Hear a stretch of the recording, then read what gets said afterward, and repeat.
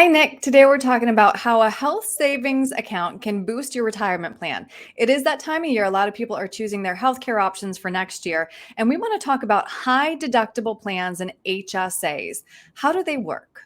Yeah. So as long as you're enrolled in a high deductible healthcare plan, you have the option to be able to make contributions to a health savings account. Hmm. So it definitely makes sense, if you are on this high deductible plan, to also make these extra contributions because there is a triple tax deduction or a triple tax savings that you get with this. You get to put the money into an HSA account and get a tax deduction in that year for it. That money does grow tax deferred.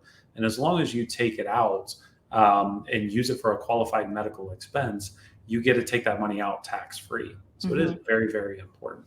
Hmm. So this is like almost a personal question because I struggle with, is this an investment tool or is it something to pay my medical bills? Do I just sock it away and let it grow? Because it's, you get those bills and you just want to pay them though with the tax advantage money, right? Right. So, and this is unique to everybody's Mm. situation.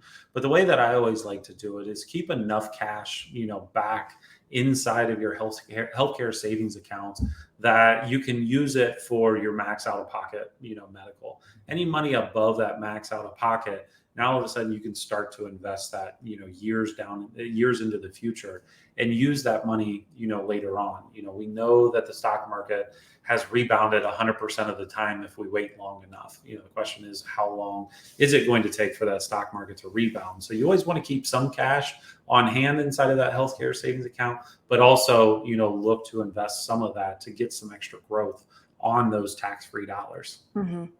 I'm glad you brought that up because we do want to walk through a couple mistakes that you see. And what you just mentioned there, people who forget to invest that money.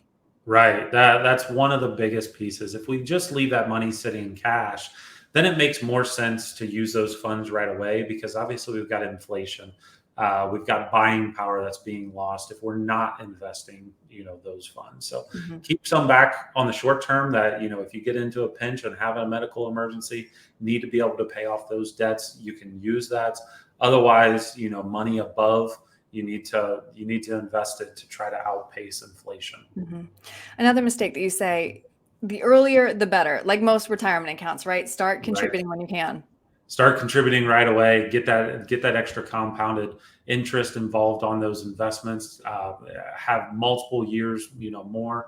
You start earlier, you're going to have the ability to contribute more years, more dollars into those HSA accounts. So maxing out, the HSA is a very viable option for a lot of people. Hmm. And the next thing, hold on to those receipts. Why is that important? Right. So, obviously we can pretty much come up with a medical expense for just about anything. I'm sure there's people out there that have tried to walk that fine line with the IRS. So making sure that you're keeping those receipts, it is a qualified medical expense, that it is being used for. But if you are audited, that is something that you may have to prove, to them that you're using those dollars correctly. Hmm. And the last question here. So again, we're coming upon the end of the year. Let's say that people are getting a bonus, a $10,000 bonus.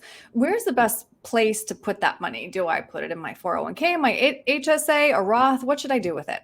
Right. So, it's unique to every individual person, and that's something that you should sit down with your advisor and look through. But, looking at the different options, with HSA, that, like I said earlier, you get that triple tax savings. You get the tax deduction going in, you get the tax deferred growth, and it can be tax free coming out as long as it's used for a qualified medical expense. I recommend, that's one of the first places that you look, to put money. We know that we're probably going to have medical expenses in the future. That's something that we're definitely going to use.